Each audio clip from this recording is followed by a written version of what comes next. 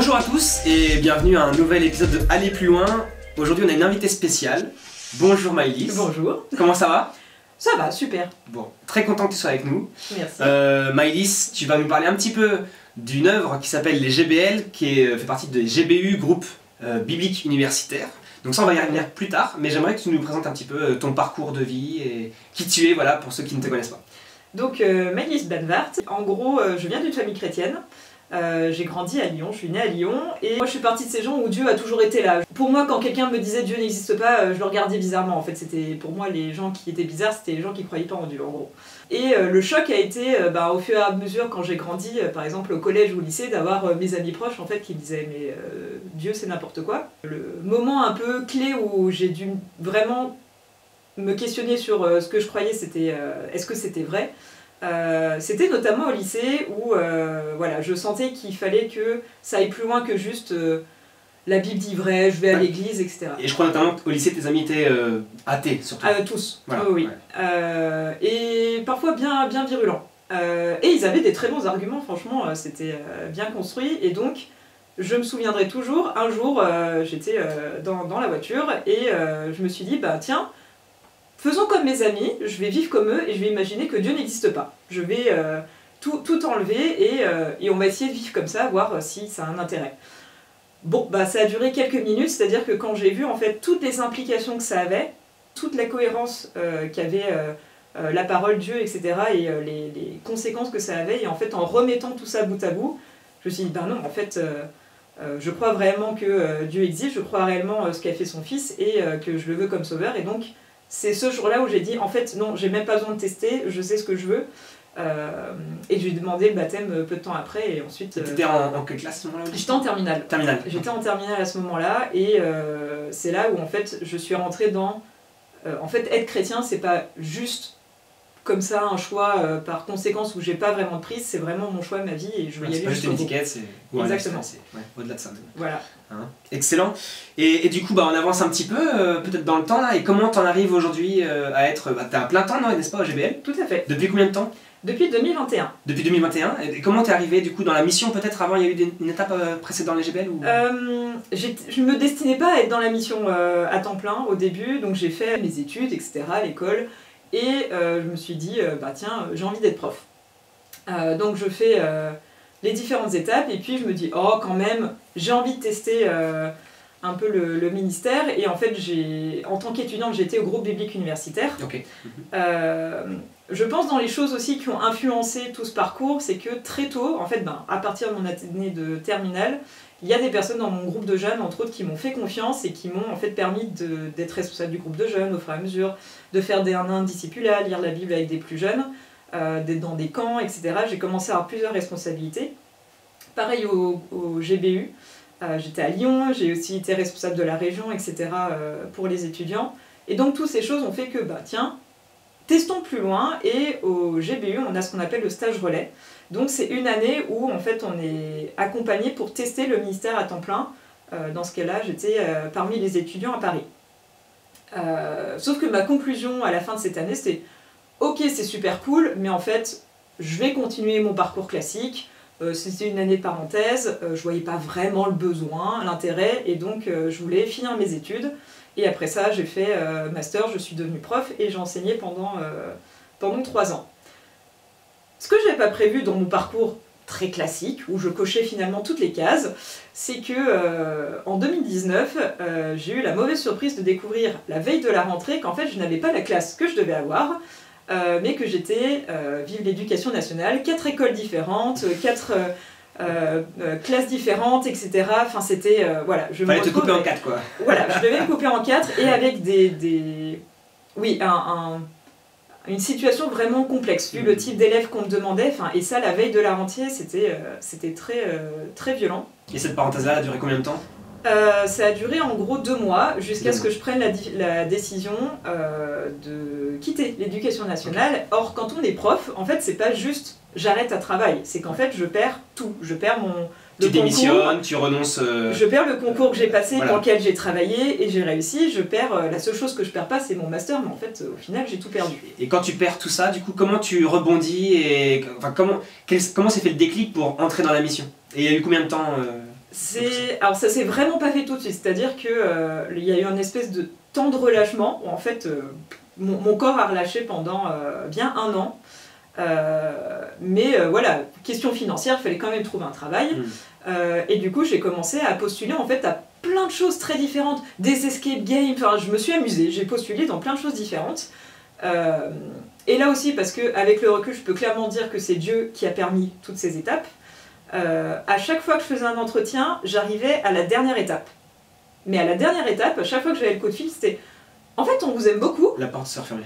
Mais en fait, on vous a pas pris vous. » À chaque étape, et j'étais « Mais c'est quoi les arguments pour essayer de trouver un travail ou de peut-être faire autre chose dans les entretiens ?» Et il me disait vraiment « Non, vous étiez super, mais ben, on a pris l'autre personne. » Et donc, ce qui est arrivé au bout de, je crois, 3-4 entretiens que j'avais passé, c'est juste de me poser et dire « Qu'est-ce que tu veux faire ?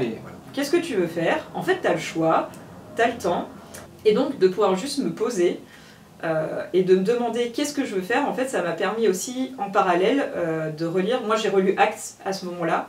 Donc, l'histoire de l'Église et de me dire c'est quoi l'Église, en fait. Et ça a été le cheminement en parallèle. Et du coup, je me suis posé plusieurs choses. Et ce qui est ressorti de tous mes entretiens, c'est qu'en fait, je me suis dit, le point commun à tout, c'est que finalement, j'aime passer du temps avec des personnes, j'aime servir, etc.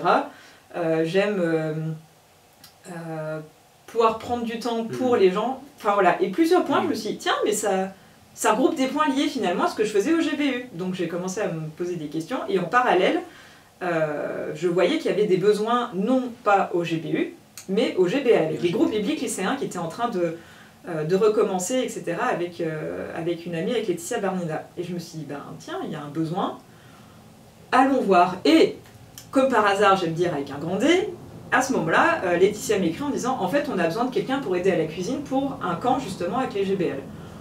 J'ai le temps, je travaille pas.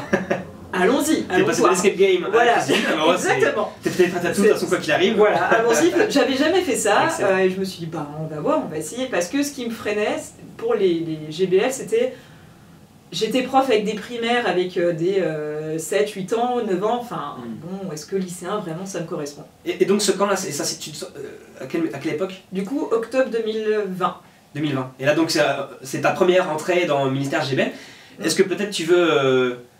profiter de ça pour parler un petit peu des groupes bibliques lycéens, en quoi ça consiste? Alors, les groupes bibliques lycéens, l'idée, la vision, la mission des GBL, c'est de permettre à des lycéens de pouvoir témoigner et être missionnaires sur leur terrain. Et leur terrain, en fait, c'est le lycée. En France, on a un contexte où, je le sais pour avoir été enseignante, les profs ne peuvent pas parler de la foi, et en fait, nous, en tant que personnes extérieures, on ne peut pas aller dans les lycées. Donc, comment atteindre les lycéens, que Dieu, en fait, veut atteindre par sa parole? Et bien pour ça, il faut former, encourager les lycéens à être des témoins eux-mêmes, puisque nous, adultes, on ne peut pas. Et je trouve ça formidable parce que je crois clairement que les meilleurs ambassadeurs pour parler aux lycéens, c'est les lycéens, c'est pas moi. On n'a pas beaucoup d'âge d'écart, mais en fait, on est quand même déjà deux cultures très différentes. Voilà. Le temps passe très vite. Et j'avoue que quand je vois les discussions que j'avais avec mes amis, justement au lycée, j'aurais été vraiment contente de savoir que les GBL existent, ou de pouvoir avoir ça. Tout à fait. Et donc, parce qu'on croit que les lycéens peuvent déjà servir en fait Dieu et être des témoins auprès des personnes de leur âge, de leurs amis, au GBL, en fait, on les forme notamment à la méthode COCA. COCA, c'est contexte, observation, compréhension, application pour étudier un texte par eux-mêmes et ensuite créer un canevas de questions pour discuter avec leurs amis. Tout à fait, j'allais justement en parler un petit peu, c'est un excellent outil pour étudier la Bible et pour le faire en petits groupes, et justement c'est très adapté pour les ados, pour même les collégiens, mais les lycéens, et puis c'est un super outil pour justement te mettre en confiance par rapport à la création d'un groupe biblique lycéen. Ouais, tout à fait. Et donc, en fait, j'ai un peu un côté, on va dire, coach avec les lycéens, c'est-à-dire que créer un GBL, ça démarre en fait à 2 personnes, c'est-à-dire un responsable chrétien, un chrétien qui a envie de parler avec ses amis, et dès qu'il y a un ami non chrétien, ou chrétien, voilà, en fait ça crée le groupe, c'est parti, on peut commencer.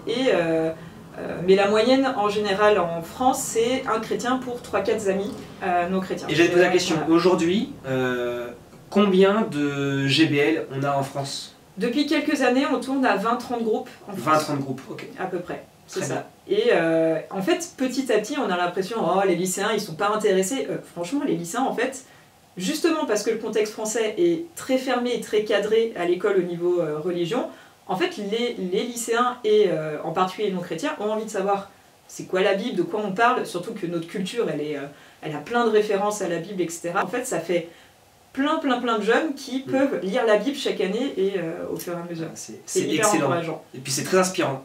Et je pense que ça peut être le petit truc qui fait que tu passes à l'action, le petit encouragement, tu as une structure qui t'accompagne, tu as une œuvre, voilà, c'est le but de l'œuvre aussi.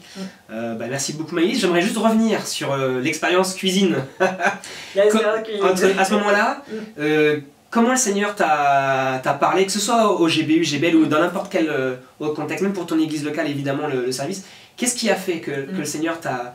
comment tu as pu entendre ce que le Seigneur t'a dit au niveau du service? Quel a été le petit truc je pense que ça fait partie de ces épisodes qui vont rester. Mais et puis ils sont très personnels aussi, donc voilà. Merci de partager. Mais... en gros, pendant le camp, vraiment à aucun moment je me suis dit, en fait je fais ça pour servir ensuite et être dans le ministère à temps plein.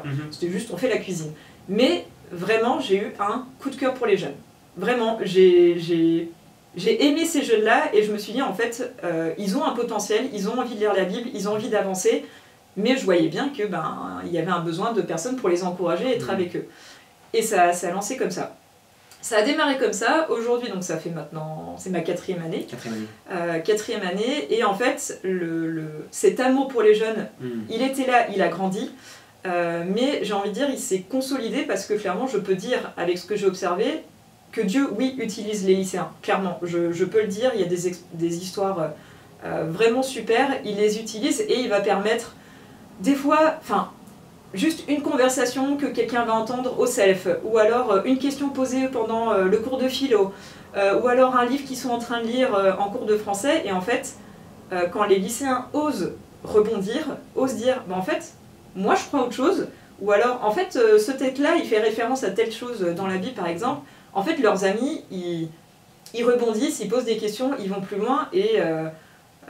aujourd'hui, je peux dire qu'il y a des lycéens clairement qui lisent la Bible pas juste pour faire plaisir, mais pour vraiment comprendre ce que dit le texte et vraiment se poser des questions sur leur vie et sur Dieu. Et ils sont à un moment clé où en fait ils vont plus en plus se détacher en gros de leurs parents au lycée. Et donc, comme moi finalement c'est ce que j'ai vécu, me demander, mais en fait Dieu, pas Dieu, est-ce que vraiment ça a une conséquence pour ma vie ou pas? Et du coup, pour moi, de pouvoir coacher, entourer et en fait dire aux jeunes chrétiens Dieu peut t'utiliser, en fait moi je crois que tu peux dès ton âge être un témoin et complètement être là pour ton terrain de mission qui est le lycée, où moi j'ai pas le droit d'aller.